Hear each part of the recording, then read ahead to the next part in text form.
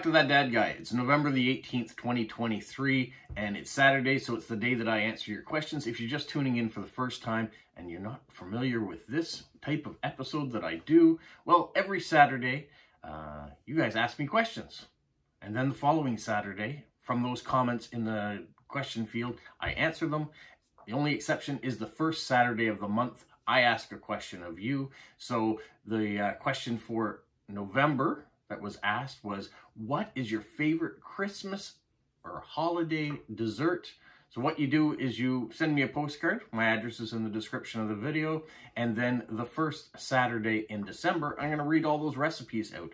I think it's a lot of fun. We've been doing it for almost a year now. I started in February of 2023, and variety of topics, a variety of responses from places around the world, loving it. Now, my October question was, what is your favorite birthday memory? And so the first Saturday in November, I read out those memories. Well, I've had one more memory show up. This card here showed up. This comes from Robert in New Mexico, and he says his favorite birthday memory was when he got to play Pin the Tail on a Donkey and other games when he was young. It was a lot of fun. So it's great to have those kind of memories of games that you got to play. We certainly tried to create some interesting birthday parties for our kids too, with a variety of different games that were themed, whether it was a theme about the Olympics. My daughter had one of those one year because her birthday falls in February and the Winter Olympics were on at the time, so I made a Olympic Stadium cake, and my wife put together all these Olympic events that we held in a church gym, and so we've done all sorts of things like that. So games are important at kids' parties, so thank you, Robert, for that. Now let's get into the questions that you had for me. So last week there were a couple questions that were left for me for this week. The first one comes from Monty in Saskatchewan, and he says, what did you, when you rearranged your postcards, did you put your World Postcard Day and Post-Crossing Meetup cards in separate categories? Okay, so if you're unfamiliar with what I did, I used to have binders such as these that are filled with pages that I used to put all my cards in, and I kept them in numerical order. And it was getting too expensive having all these binders behind me that were filled with these things, and having to buy new sheets to go in and new binders for them to go in. So I went to a box system, tower system here, and I took all the cards that I had from direct swaps only and put them in country order, in alphabetical country order. And then, so that's what I've done. And I've continued to keep smaller binders. You can see a few of them up there already of my official post crossings. They're still in that, but I haven't categorized them yet. So there has been some talk about whether I should put all my hedgehog postcards together, all my World Postcard Day postcards together. I haven't done that yet. Will I? I might. And I might categorize all my cards too by country. I might break them down into who they sent them, especially in my direct swaps. So if you're someone that I trade with quite often, I might put all your cards together. So I have them in order that way. I don't know, something I'm thinking about. It all takes time, and sorting them for the first time, it took a lot of time to do it. If you watch that video, yeah, it was a good day's process, and it was hard on the back organizing them all. So we shall see if I decide to organize them further. It is a good idea, though.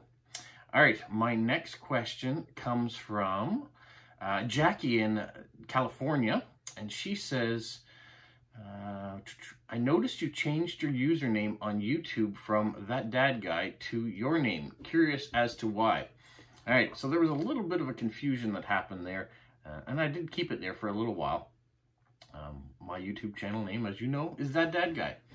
But when I went in to link it to my AdSense account, so an AdSense account is something that you have to create when you monetize your channel, when you've hit 4,000 watch hours and 1,000 subscribers, which I was fortunate enough to do at the start of October. So I went in and created this AdSense account. It pulls all the information from Google that's there, and some of the things it was pulling I wanted to change because they weren't correct. Well, I mean, I guess they were correct. My son, for example, created a YouTube channel when he was younger, but he was underage, so he used my email address, which is the same email address that I use for my account, and so it pulled information from that, and so it had my username as all these different things. So I went back and I cleaned it all up, and I put my name where my name should be, and removed his name and his email address or other email addresses, secondary ones, and put the right ones in. So it changed my YouTube channel name for a spell, and it said Robert Lennox, and then it had in quotation marks that dad guy. And so sometimes, depending on what you're watching it on, if you're watching it on television or your phone or a tablet, you might just get the Robert Lennox and not get the that dad guy side of it. So I have since gone back in, hopefully it looks correct now, and put that dad guy back in there. And I just wanted to make sure everything was right, and everything was right for if YouTube sends me a check. I wanted to make sure my name was on it and not that dad guy or one of the things that my son had created for names.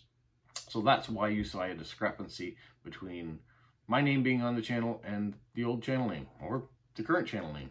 So if you do see things like that, reach out and let me know, because sometimes I've changed things on my end and I don't necessarily notice what they've done outside of that. So if I've made a mistake, I'm new, I'm learning, and that was one of the things that I learned along the way. So thank you, Jackie, for making me aware of it. I know Renee reached out and made me aware of it as well. I didn't know exactly where I'd messed it up and how I changed it. So when I did find out and figured it out, I changed it back. All right, because I want to make sure that I'm that dad guy so people can find me. And that is it for my questions this week. Only had the 2. So make sure you leave questions in the comment fields here for next week. Next week will be my last one to do for the month of November, and then we're going to be the first Saturday in December. So I'm hoping a whole bunch of recipe cards will show up, not necessarily the cards being recipes, but the information on the back being recipes. And if you feel, oh, I can't rate all that, it won't look good, you can always type it out, print it, and tape it on or glue it onto the card. That works just as well. I've had people that create little tiny envelopes on the card and fold up the paper inside and put the recipes in that way in the past. So you can be creative, and it will get through the mail system on a postcard just the same. So I'm curious to see what happens and how many people participate, because we do want to take one of these recipes and make them, at least one, for the holidays. I'd like to have something special made for when my daughter gets back from university and we have a house full of people. It would be nice to have something new in the mix as a dessert to show people, whether it's a new square, a new cookie. Yeah, I don't know. That's going to be up to you guys, what you guys send in. So is it going to be a bakery treat, a pastry from Austria? Is it going to be a cookie from France? Is it going to be a biscuit from Norway? I don't know. That's up to you guys. So make sure you send in those cards, and hopefully they get here in time for the first Saturday in December. And like this card, if they should show up later, I will still show them and read them. And it does give me a few extra weeks after when I read them if they come in to be able to make it for Christmas. All right, that's my spiel. Hopefully you guys are subscribed, liked, leave positive comments, share with other people, and definitely participate in these Saturday videos. The more questions I get, the better it is.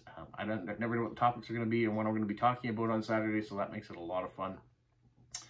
The other thing you may want to know is basketball season has started again. Ari's varsity team is back in action. They played their first exhibition game yesterday against a team from Nova Scotia that came up. They're playing another one this morning against another team from Nova Scotia that's up. There is a big American university tournament that's actually happening here in Moncton. So teams from all over the place are kind of coming in to get a chance to watch these older gentlemen perform. And so that's what's happening in our city this weekend, amongst other things. And we got things coming up, so hopefully I'll have some more videos to show you of what's happening in the city going forward, because we do have some events happening in the next little while. All right, stay tuned and have a magical week. What, Polo? You say like, subscribe, share, and tell all your friends? Who's a good boy? Who's a good boy?